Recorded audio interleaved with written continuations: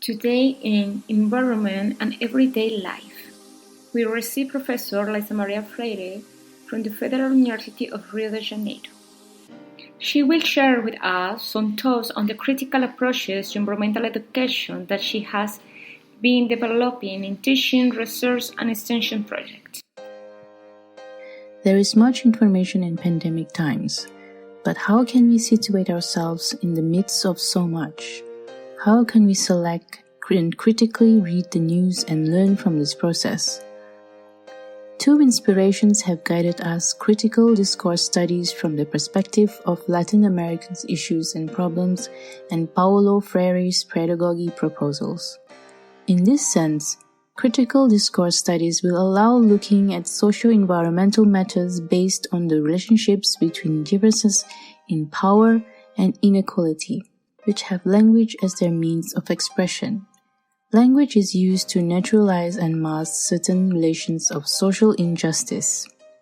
As in the case now, the situation of oppression in which we live, with precarious rights for workers and a weakened state, which often means that the citizen has no real choice about his life.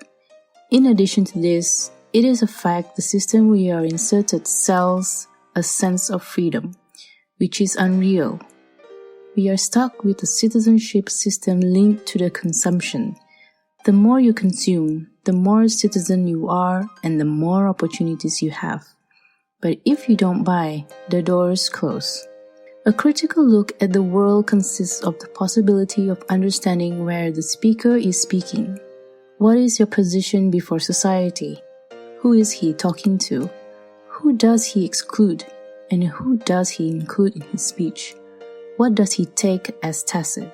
The critical studies make it possible to reflect on how the same language can unveil reality, serving as an instrument of change in society, a transformation instrument.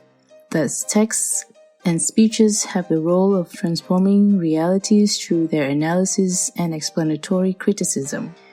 Many critical studies have a social transformation as a goal.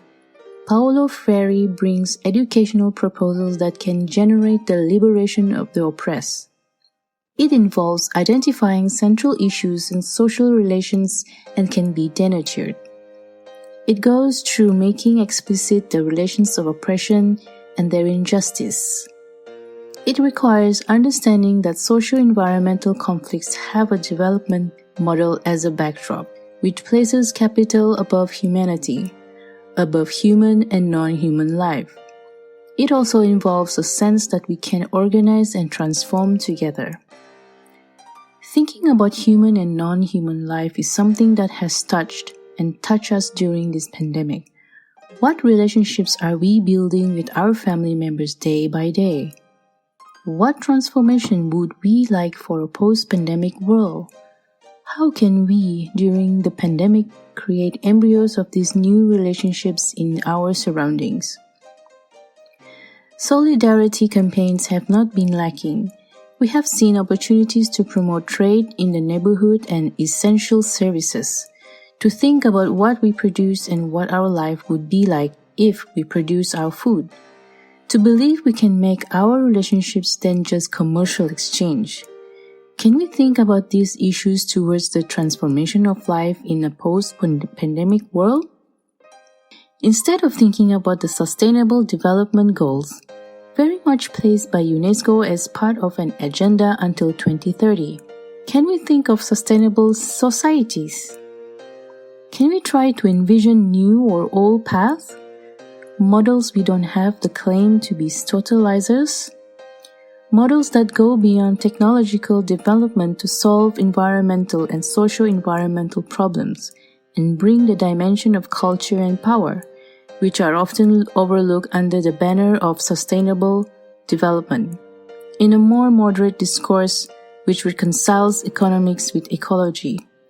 The good news is that we have concrete examples of many actions which are already happening to some parts of the world.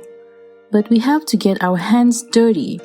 We have many challenges, but together we can chart path, be brave, and create new directions for our humanity.